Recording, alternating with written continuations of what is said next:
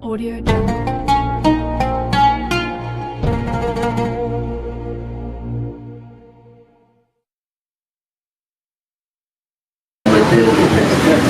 Alhamdulillah, saya dapat berjumpa dan bertemu dengan ikhwan sekalian, saudara-saudara sekalian. Dan kita tahu bahwa yang namanya Islam itu agama yang sempurna dan tidak boleh dilepaskan antara satu dengan yang lainnya. Islam itu agama yang paling indah, yang bukan hanya ngatur ngurus masalah sholat, zakat, saum saja, termasuk hal-hal yang sifatnya kebutuhan tiap hari manusia. Salah satunya adalah kebutuhan perut. Oleh sebab itu, maka kata Allah Subhanahu wa taala di dalam surat Al-Baqarah, ya ayyuhalladzina amanu dkhulu fis-silmi kaffah wa la tattabi'u khutuwati syaiton innahu lakum aduwwun mubin. Wahai orang-orang yang beriman, masuklah kalian ke dalam Islam itu secara kafah, menyeluruh, dan jangan setengah-setengah. Kafah, wala tattabi'u khutuwati syaitan, dan jangan coba-coba kamu mengikuti langkah-langkah syaitan. Inna syaitana lakum aduwwun mubin. Sesungguhnya syaitan itu adalah musuh yang nyata bagi kalian. Hadirin rahimakumullah. Ada kalimat kita harus masuk Islam secara kafah, tapi di sini juga ada peringatan jangan sampai kita terjerat atau mengikuti langkah-langkah syaitan. Sebab kita hidup di dunia ini pada hakikatnya kita berjalan, kita beraktivitas, kita punya kegiatan, itu pasti ada dua jalan. Ada orang yang menempuh jalan Tuhannya atau disebut dengan sabilillah. Apa Pak? Dan ada orang yang menempuh selain jalan Allah, dan itu adalah jalan syaitan. Dan itu dipastikan. Sekali lagi, kalau dia tidak menempuh jalan Allah, maka dia menempuh jalan syaitan. Allah menciptakan segala sesuatu berpasangan. Ada langit, ada bumi, ada tinggi, ada tinggi, ada yang pendek, ada aya nu mancung, aya nu pesek gitu. Tubuh kita pun berpasangan. Ada kaki kanan, kaki kiri, jadi disebutnya kaki. Kemudian di atasnya sedikit paha, sekarang sunama ya, ping kanan, ping kiri disebut ping. Lalu salit naon itu?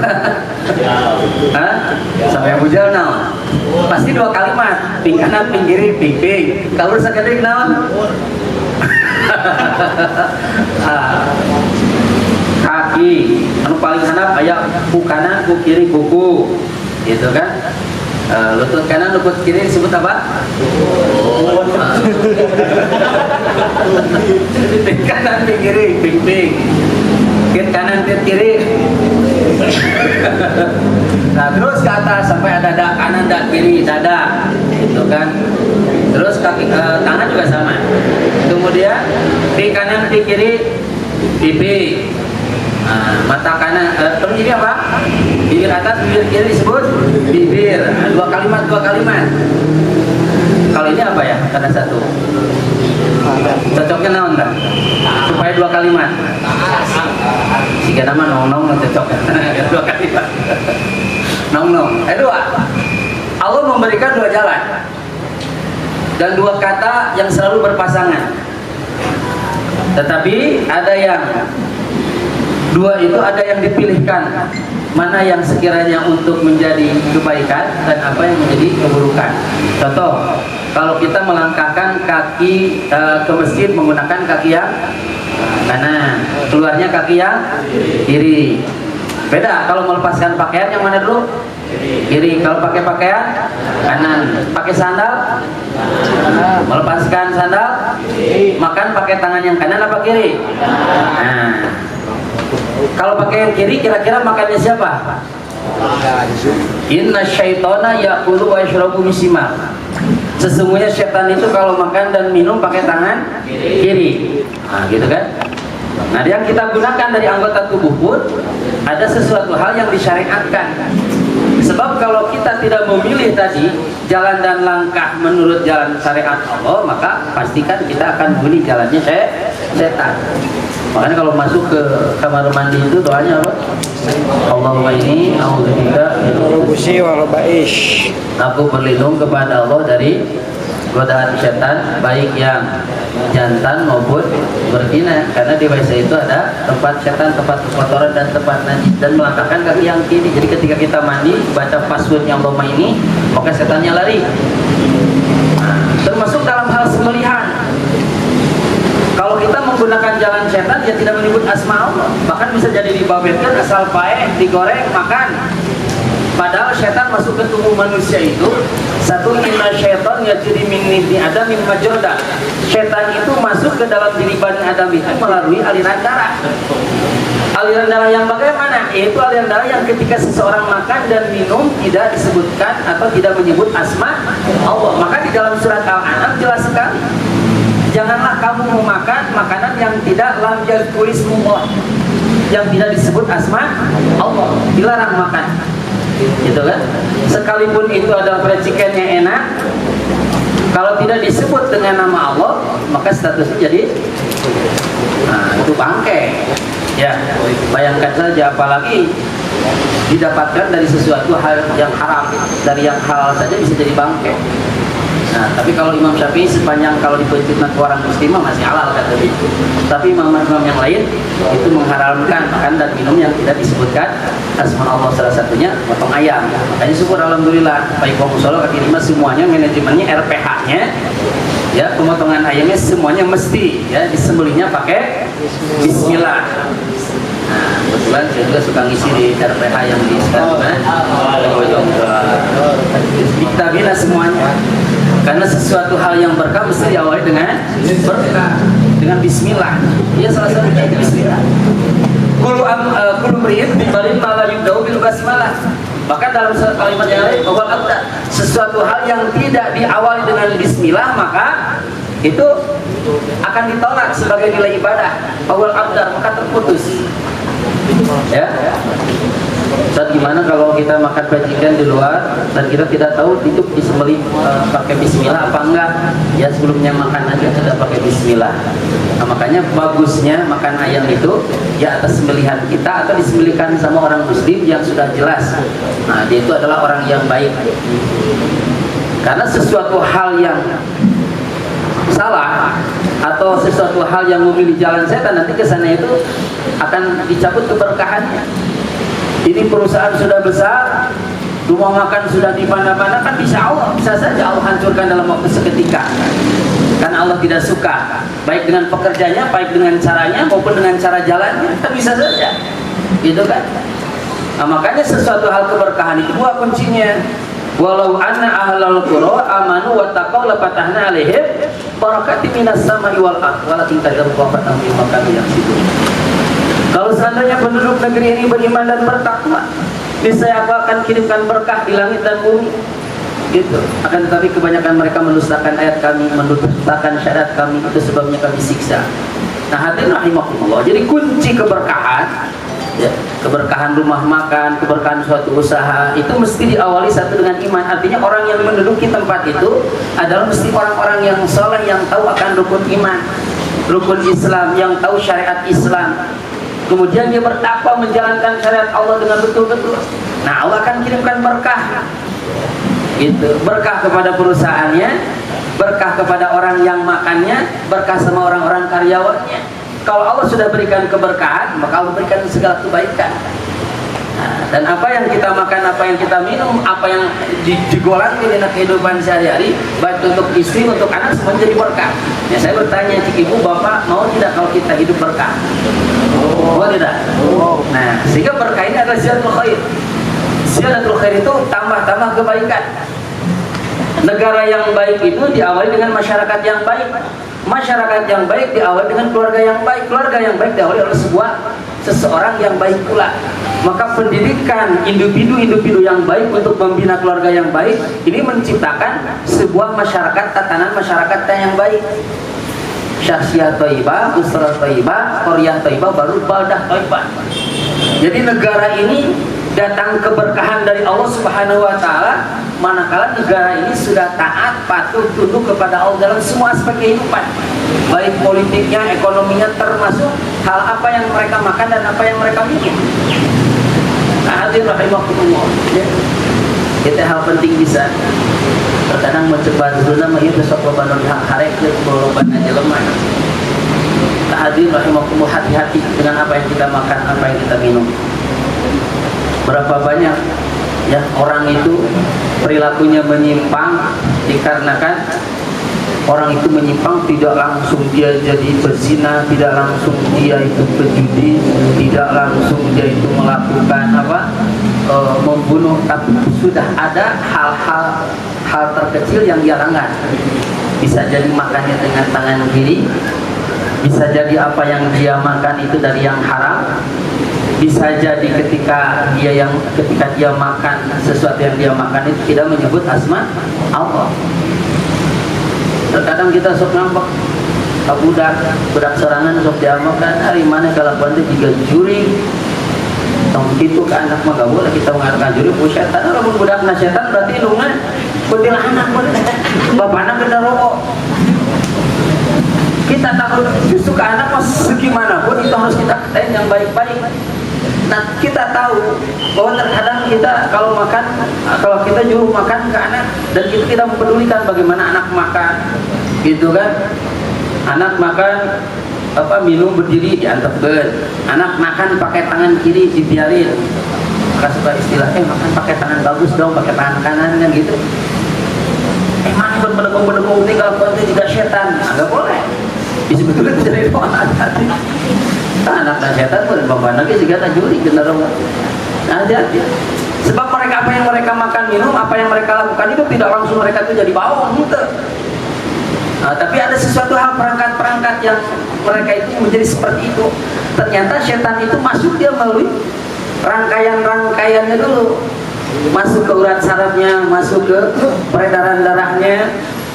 Itu kan sehingga berapa kali Ustaz itu terkadang susah mengeluarkan sesosok setan yang dalam tubuhnya itu memang terdapat benda-benda haram, gitu kan? Saya menggeluti dunia ruqyah itu hampir 15 tahun lebih, Pak. Ya. Nah, termasuk setan itu ketika masuk ke dalam tubuh manusia itu tidak langsung. Ada dua setan dalam tubuh manusia, ya. Satu setan dari bangsa jin, yang kedua adalah nafsu itu sendiri. Ketika setan jinnya itu membisiki ke dalam dada manusia lalu diikuti oleh kita, maka secara tidak langsung dia sendiri telah menciptakan sifat-sifat setan yang ada dalam diri. Makanya kenapa tadi ayat yang dibahas pertama, wahai orang-orang yang beriman, masuklah kamu ke dalam Islam seluruhnya, gitu kan? Wala tattabi'u khutuwatil syaitan, jangan kamu mengikuti langkah-langkah setan, langkah-langkah metode cara jalannya setan. Sebab setan itu adalah musuh yang nyata bagi kamu. Jadi terkadang kita ini melihat setan itu ya kalau mau lihat setan masuk susah, kalau yang gaib mah ya sakuma aduk-adugan isalian ke orang sanes teh indigo mahesek jangan jurik deh. Kalau kita nyari setan susah karena kita itu bukan mata yang bisa melihat setan, itu secara gaib. Tapi lamun hubungkeun masih ya ada mereka itu yang menjadi tim sukses setan, ada yang menjadi simpatisan, dan bahkan ada yang menjadi anggota setan aya. Tong riweuh-riweuh ningali jurik mah terkadang kita melihat di sekitar kita, karena yang disebut setan itu adalah sifat kejelekan. Alladzi yuwaswisu fi sudurinas minal jinnati. Nah itu hakikat setan mah yang suka menggoda, membisiki ke dalam dada manusia. manusia, mau dari bangsa jin, mau manusia, ketika dia membisikkan kepada kejelekan, maka dia adalah setan, sekalipun bungkelnya itu adalah manusia. Bergawe ngana-ngana di wong Solo, mana di wong Solo gak gaji sakit, mau bisa dia masih orang itu lah, orang togel di judi online, tak, itu ngajak anak kagorengan, itu udah bagian dari tim sukses ya teh, tim sukses setan ya teh, kate, ya, Ustaz senang disebut simpatisan setan yang bagaimana? Simpatisan setan oh biasa gitu, tara sholat, gitu kan? Waktu udah saum, tara ngaji. Nah ini simpati. Jadi siapapun mau bangsa jin, mau manusia, ketika dia mengajak kemunkaran, dia adalah setan. Bisa dipahami Pak?